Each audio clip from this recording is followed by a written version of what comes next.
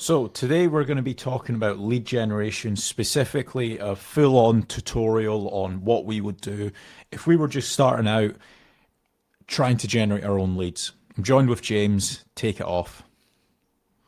Yeah, so to start with, if you've got, I'm going to presume that you've already got a website. If you've not, you need to get a website. That's step number one.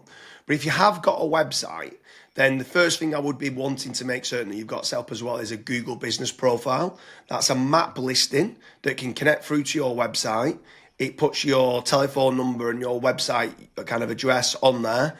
And then you try to start getting local rankings for the Google business profile for the services that you do nearby to the area of where you're based. So that's step number one within the tutorial. But what would you do, Kaz, with regards to on top of that, maybe to rank the Google business profile slightly better? So I would then start focusing on your actual website. So a lot of startup beginner companies, what they typically do is they'll have like a homepage, then they'll have a services page, and then they might have like a contact us page.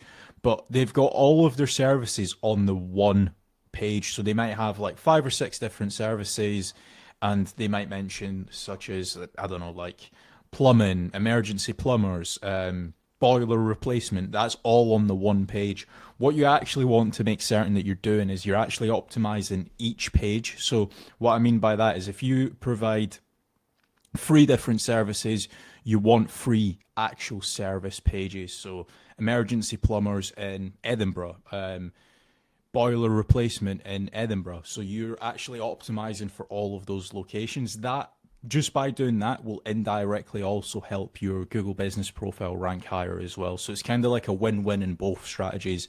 Your actual SEO on your website will try to slowly increase, and also your Google business profile will increase in rankings as well. Yes, that's a great strategy for on-page SEO for the website. So I'll now move to the off-page SEO strategies for what people should be doing to try to help increase the lead generation and the volume of leads that you're getting through. So from an off-page strategy, if you're a local plumber or a local electrician, I'm going to kind of say that you're a local company, right? Is that the first thing I'll be doing is if you've got an address and a telephone number, then for your office, then I'd be getting a lot of business listings. So I'd head on over to somewhere like Local SEO Sharks and go there and I'd probably buy 100 citations. And then what I'd do is there are 100 different business listings like Yell.com, Thompson Local, 192.com, and lots of other different listings like that. And you're going getting your business out there, your name and the address and the phone number, you gain it on 100 different referring domains. I then make certain I'm force indexing those using a tool like Giga Indexer or Indexceptional, which then means that Googlebot are going to come and crawl them and pick them up.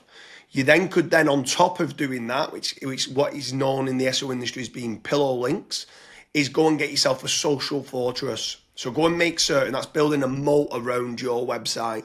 It's a trust signal in making certain that you've got a Twitter, a Facebook, an Instagram, a Pinterest, a YouTube.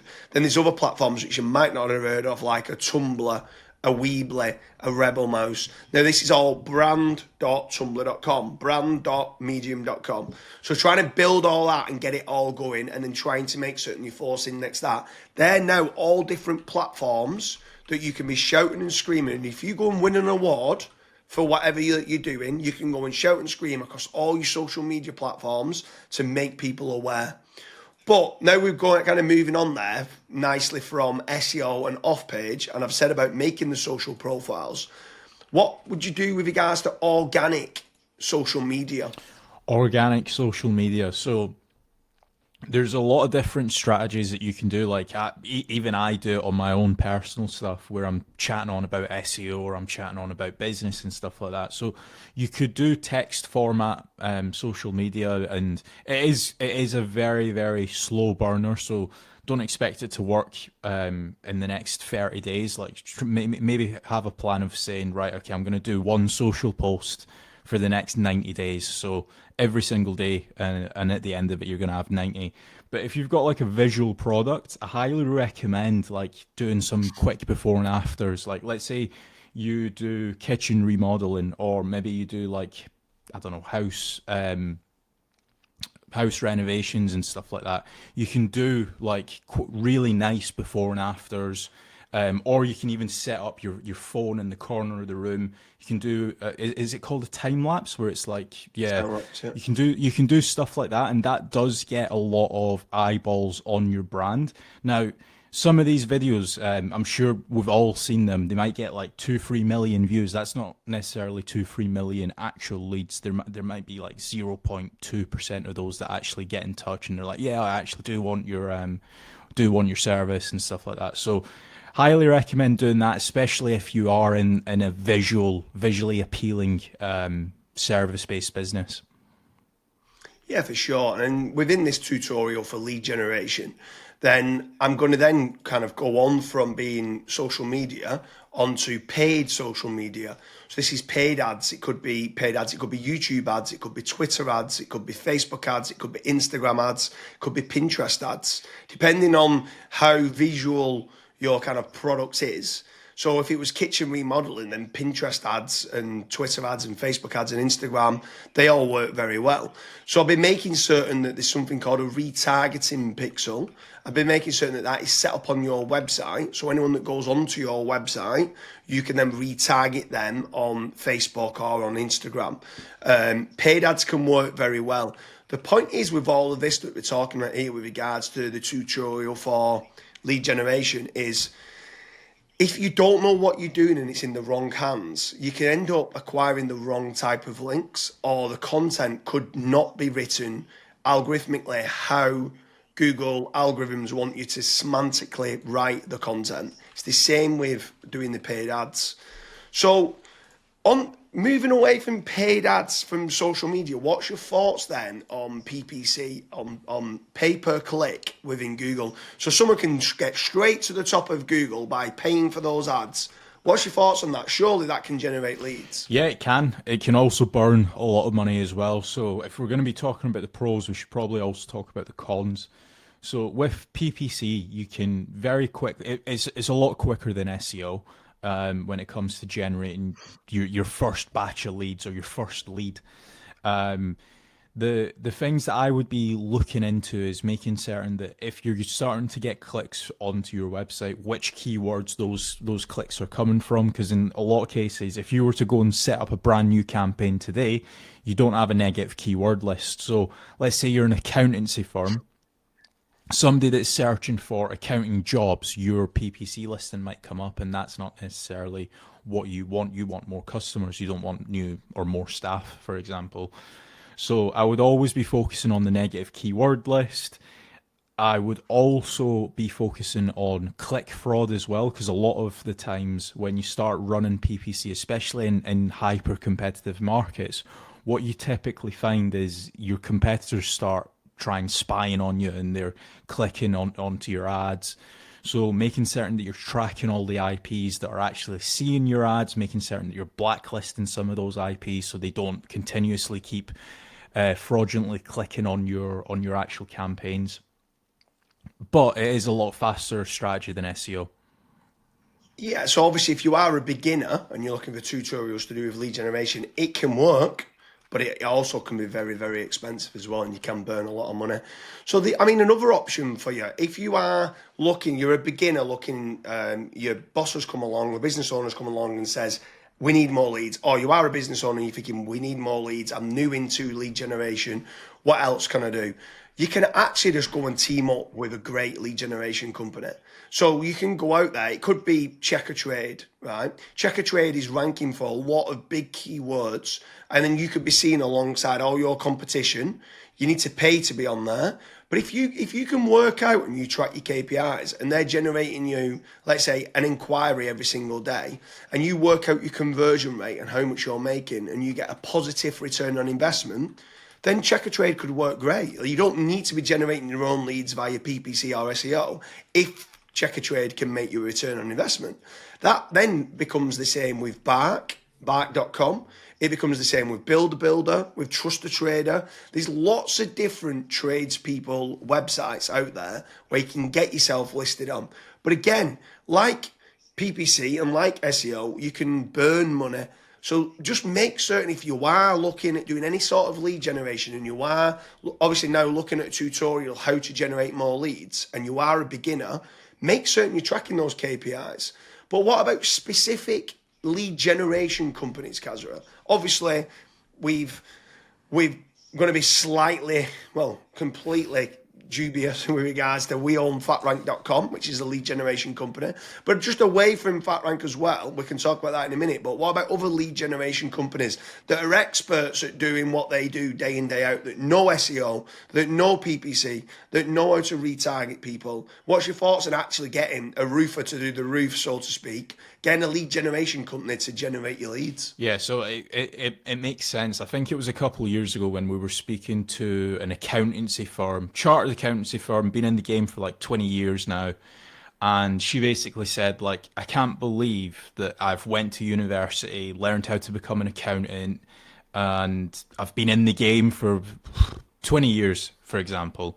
But I just don't know how to actually generate my own leads because it's not something that's actually been trained in university. It doesn't matter if you're a dentist, it doesn't matter if you're a lawyer, it doesn't matter if you're an accountancy firm. They just don't actually show you how to do it. They show you how to become a chartered accountant, or they teach you how to become a chartered accountant and how to file taxes correctly and stuff like that. But they just don't show you how to market yourself and generate new business.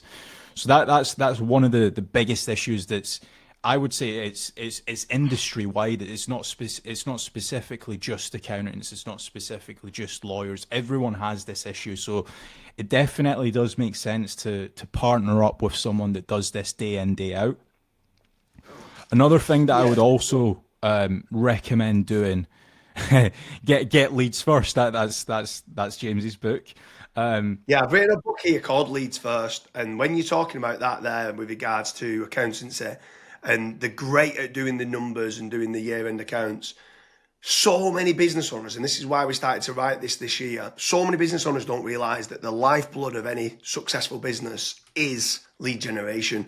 And this is why I love doing these videos with you, is because you do need to have the leads first mindset. And it made me grab the book then because you was talking about the amount of business owners that come along and they don't realise the importance. They just think, like another lead generation strategy you could say for beginners is word of mouth. It is one type of strategy you can use, but so many of them are obsessed and only get word of mouth leads, and you don't know where your next job's going to come from. So adapting that lead first mindset is key. Yeah. Sorry, I interrupted you. So then going back to answering your previous question, how do you select your partner? So there's a few things. Obviously, we're going to be biased, and we're always going to say FatRank's the best because we truly do believe that. But if you don't want to partner with us, if you want to do your due diligence, here's a few things that I would be looking at.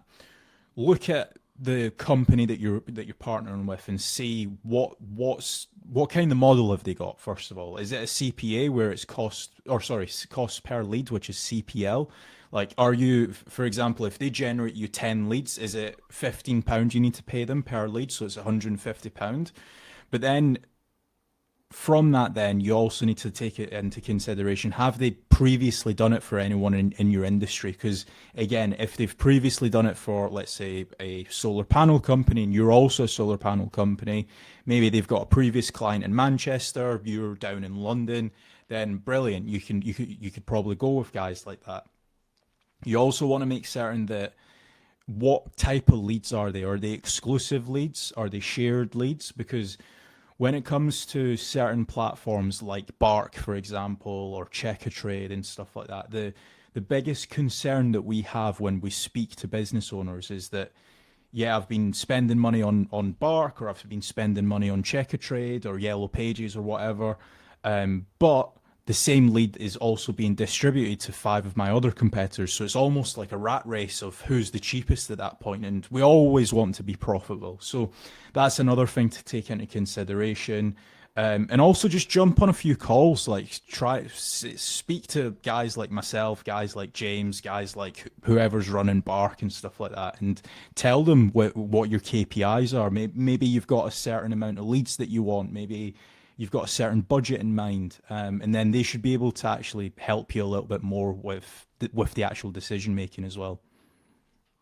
Yeah, for sure. I think what's great, obviously, with regards to ourselves at fatrank.com, right, is that if you speak to any one of our staff, we basically say holistically, you should be trying to do different revenue streams and different lead generation streams. So we would say to you, I mean, we've not even touched upon the cold outreach. So you've got inbound and outbound lead generation. And we've not even spoke about like outbound lead generation with regards to using LinkedIn Sales Navigator, mass contact form submissions, mass email campaigns with like MailChimp or whatever other lead email marketing platform that you want to use. There's lots of different ways you can do mass cold calling and stuff like that. The only issue with that when you're doing outbound is that it can be tough. The conversion rates are a lot lower. But when you team up with somebody like at fatrank.com, they will come back to you specifically for the industry of what you are in and say, we believe you should do this, this, and this. They will never say, just use us and that's it. Because you should have that diversification of leads that are coming in. You don't want a single point of failure. You want to try to have that diversification. So head on over to fatrank.com, fill in the form, see whether you qualify. If you don't, there is one other thing that I want you to touch on, and that's free local. So freelocal.com is another great way. If they've got a website and got a Google business profile, Free Local can add a subdomain which goes after all your locations around your website. So you can do like a 10-mile radius, which might be 100 different locations. So if I'm in Manchester, it could do me a dedicated page for Eccles, for Earlham, for Rochdale, for Stockport, and all these different places, which is massive when it's generating leads, because some people might want a specific company based in Stockport. If you've got that page and you're based in Manchester, but you do the work in Stockport, then happy days. Obviously, in different areas, you can do it and you get this subdomain being set up. So, like one thing to bear in mind as well, because not all businesses might be able to understand this. A lot of businesses, they might work specifically in let's say Rochdale or Manchester, but they might also do like a 25-mile radius. So basically with Free Local, you're actually able to like map out where you work, or like the radius that you work. So you might say, okay, I work a 50-mile radius of Edinburgh, for example, and then that'll basically find all of the towns and cities in and around Edinburgh and build actual dedicated pages. Now, the good thing about that is it'll actually rank. It'll start generating you leads in those actual surrounding areas. So you're not going to start getting leads down in, let's say, Carlisle, for example, if you don't cover Carlisle. So that's the added benefit of Free Local as well. yeah, for sure. And like you said there, it's local leads that people can do. It's another like bit of a tutorial for someone who's looking to get more leads and they're a beginner. What else can you do to generate leads? Have that diversification. Is there anything else then you touch upon there with you guys? What's your thoughts on inbound to outbound lead generation? Obviously, one could be a cold lead. One of them can be a warm lead. Like, what's your thoughts on it? I specifically hate outbound because you just get a lot more no's. Whereas when it's like inbound, they've actually went out of their way. They've spent time doing the research to search your brand, maybe search a couple of your competitors, and they've specifically chosen your contact form or your website to reach out to. So from a closing rate as well, from your sales team being a lot more positive and a lot more happy, it just keeps your sales team a lot more happy as well. So I always love inbound, but I also do get that in some cases you do need some outbound. You do need to ruffle some feathers and get your brand in places. Yeah, for sure. And the last one I want to touch on here, it's a tutorial for lead generation. However, something else that I want to touch upon is online reputation management and branding, and making certain that Google loves brands. So the more you can make your business into a brand online and get a positive kind of sentiment online for your online reputation management, that is, someone types in your business name, you're happy with all the results that show up. Have you got enough reviews? If you've not, start asking your customers for more reviews. But then also, I'm just making certain that, like, there's certain things nowadays with like artificial intelligence. Could you get someone within your office to start learning AI? There's certain tools like N8N, which can automate, which is an AI agent which can automate, and you can schedule certain posts going onto Twitter, on Instagram, on Facebook. There's certain things you can start to automate nowadays. So, I mean, that is a completely different video of what we're going to be touched upon there. We do have plenty of videos on there to do with N8N. If you are wanting to know more, because obviously this is a tutorial about lead generation, if you want to know more about lead generation, I strongly recommend you subscribe and look at some of the other videos like Kazra touched upon before, inbound leads versus outbound leads. You could have warm leads versus cold leads. You could have SEO versus PPC, checker trade versus fat rank. Now, the truth of the matter is, industry to industry, it could vary. But try everything, track your KPIs, and if you are looking to grow the lead generation strategies of what you're doing, hopefully you like the video. Make sure you leave a comment, see if you think we've missed anything. We'll always respond to all the comments that are in there.